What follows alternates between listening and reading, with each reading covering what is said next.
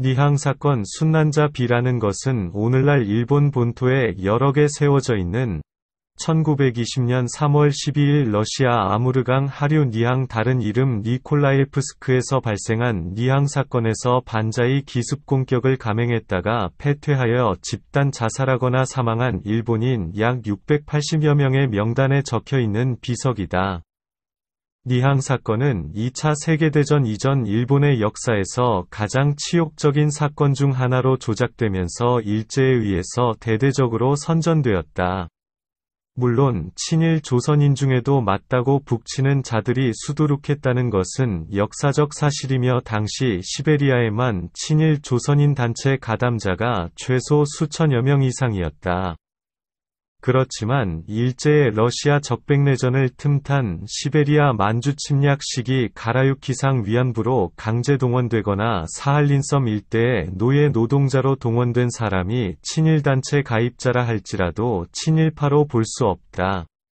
러시아 측에서는 니항 사건 당시 시베리아를 침략한 일본군 한개 대대 병력과 일본인 자경단원, 가라유키상 여선과 밀정, 일본인 본처 등 대략 900여 명 이상이 사망했다고 주장하기도 하지만 일본에서는 사망자 명단이 부실해 750여 명 정도 사망한 것으로 보기도 한다.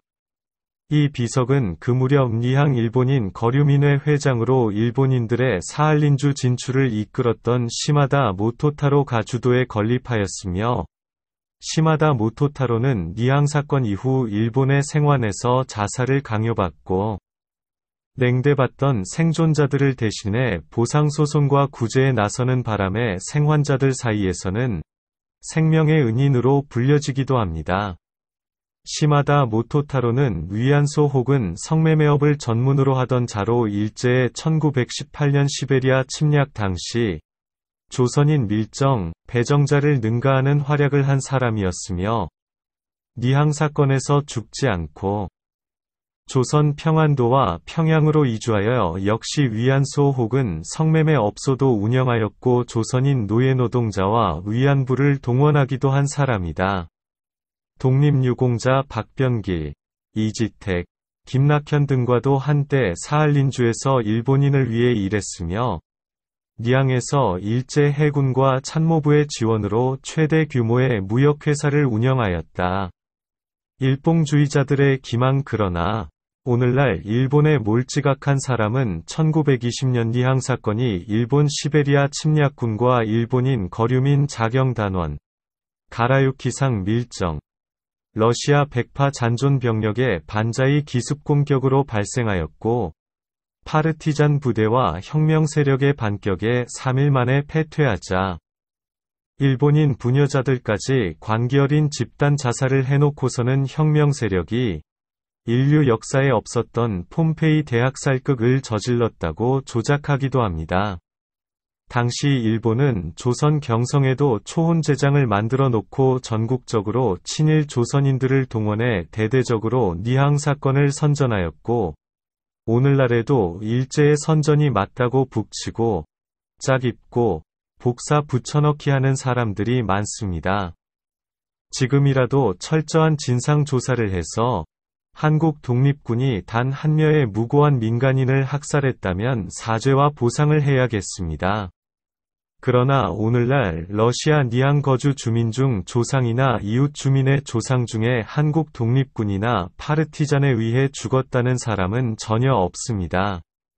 물론 조상이 일본군에게 집단 학살되었거나 살해되었다는 사람들은 많습니다. 일봉 학자들의 왜곡 조작된 자료는 철저히 걸러서 들어야겠습니다.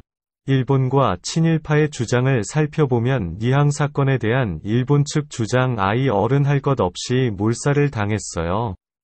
계획적이었지요. 얼음이 얼면 교통이 막혀서 쳐들어갈 수도 없는 시기를 잡아서 러시아 적위군의 두목이 조선놈이었으니까 조선놈의 두목이 바로 그 바겔리아였으니까 혁명 정권은 백위파군 장교와 자본가들을 체포 처형했는데 처음 며칠 동안에 체포된 자가 400명 이상이었다. 아무르강의 통행을 가로막고 있던 얼음이 풀리기 시작하는 1920년 5월 말 일본 원전군이 니항 입성이 임박하자 5월 24일부터 5월 25일 사이 러시아 빨치산 부대는 니콜라옙스크항을 철수하면서 136명의 일본인 죄수들과 약 4,000명의 러시아인 어린이들을 학살했고 5월 31도시를 완전히 불태웠다. 니콜라옙스크항에 입성한 후 일본은 7월 3일 북위 51도 이북 사할린을 점령하고 니항 사건이 해결될 때까지 철수하지 않겠다고 선언했다. 1920년 4월 4일부터 5일 밤에 일본군에 의해 연해주 각지에서 러시아 혁명 세력과 한인들에 대한 대대적인 학살과 공격이 단행되었는데, 이는 니항 사건에 대한 일본군의 보복적 만행이었다. 학살 당시 사망한 사람들의 수는 공식적으로 약 6,000명으로 추산되지만 실제로는 훨씬 더 많은 1만여 명 이상의 사람들이 학살되었다.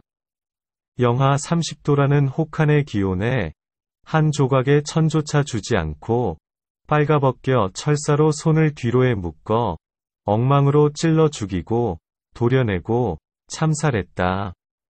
손가락을 하나씩 잘라내고 팔을 자르고 안구를 뽑아내고 코를 부수고 목을 자르고 다리를 자르고 보는 것도 무참한 나체의 시체가 있었다.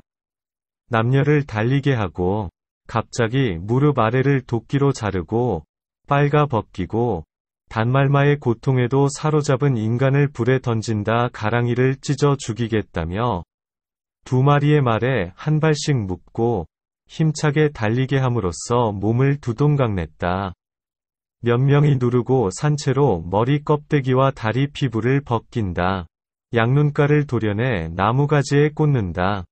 집단으로 능욕하고 국부를 찢어 촛불을 세운다. 남녀의 목을 잘라내고 남자의 목을 여자의 목에, 여자의 목을 남자의 목에 연결한다. 아무르강의 얼음 위에 산채로 빨가벗겨 자게 해 동사시킨다. 남자의 입을 강제로 벌리고 피가 떨어지는 인육을 먹게 한다. 여자를 강간한 후 술에 취하게 한 후 벌거벗은 채 춤을 추게 하고 그 후 항문을 칼로 찔러 네 발로 기어가게 하며 학살하였다. 참살한 사망자의 손가락을 자르고 반지를 도둑질하고 치아를 부수고 금리빨을 빼앗았다. 또 임산부의 배를 째고 태아를 꺼냈다. 니항의 여자들은 모두 간간 후 학살하였다. 어린이도 한 명 남김없이 무참히 죽였다. 위의 내용은 일일이 반박하기도 힘든 황당무계한 내용으로 소설가 박경리, 방공학자 김창순 선생 등에 의해 역사적 사실로 인정되어 독립기념관 공식 도서, 각종 백과사전 등에도 기록되어 있으나 여자가 모두 죽으면 번식을 할 수 없고 어린이를 모두 죽이면 후손이 남을 수 없고 포유류도 20명 이상 가족을 이뤄 사는 경우가 역사적으로 거의 없다는 사실조차 만각하고 현란한 글솜씨로 한 명도 안 죽인 사람을 인류 역사에 없었던 희대의 살인마로 몰아붙이기 위한 상술이었을 가능성이 매우 큽니다. 그리고 결정적으로 믿으라고 하는 소리는 아니었을 것입니다. 하하하.